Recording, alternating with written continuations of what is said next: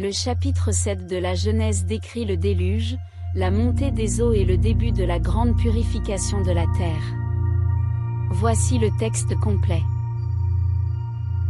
L'Éternel dit à Noé, « Entre dans l'arche, toi et toute ta maison, car je t'ai vu juste devant moi parmi cette génération. Tu prendras avec toi 7 couples de chaque espèce d'animaux purs, un couple de chaque espèce d'animaux impurs, et 7 couples des oiseaux du ciel, pour conserver leur espèce en vie sur toute la terre.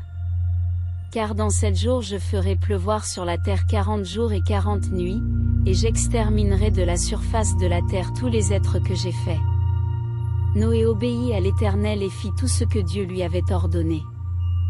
Noé avait 600 ans quand le déluge d'eau arriva sur la terre. Il entra dans l'arche, lui, ses fils, sa femme et les femmes de ses fils, à cause des eaux du déluge. Des animaux purs, des animaux impurs, des oiseaux, et tout ce qui se meut sur la terre, vinrent vers Noé dans l'arche, par couple, mâle et femelle, comme Dieu l'avait ordonné à Noé. 7 jours après, les eaux du déluge furent sur la terre.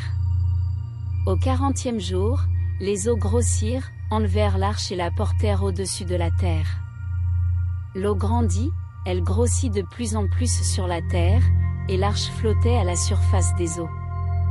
L'eau monta de plus en plus sur la terre, et tous les hauts monts qui étaient sous le ciel furent couverts.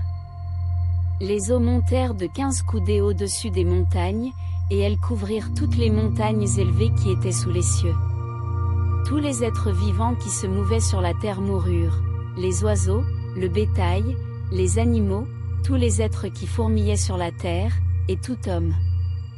Tout ce qui avait souffle de vie sous le ciel, tout ce qui vivait sur la terre, mourut. Tout fut détruit, hommes, animaux, reptiles et oiseaux du ciel, ils furent exterminés de la terre, et il ne resta que Noé et ceux qui étaient avec lui dans l'arche. Les eaux restèrent sur la terre pendant 150 jours. Ce chapitre met en lumière la punition divine par le déluge et la préservation de Noé, de sa famille et des créatures vivantes dans l'arche. Merci d'avoir suivi cette lecture du chapitre 7 de la Genèse. Si cette vidéo vous a inspiré, n'oubliez pas de liker, commenter et partager pour diffuser la parole de Dieu. Abonnez-vous et activez la cloche pour ne rien manquer des prochaines conférences bibliques.